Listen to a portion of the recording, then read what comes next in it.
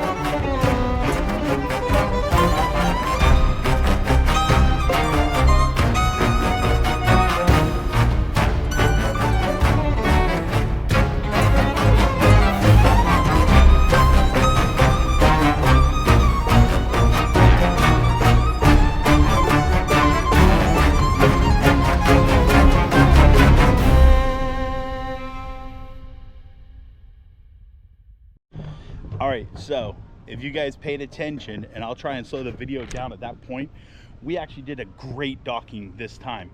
We didn't bump the boat. We didn't do anything crazy. The boat is perfect.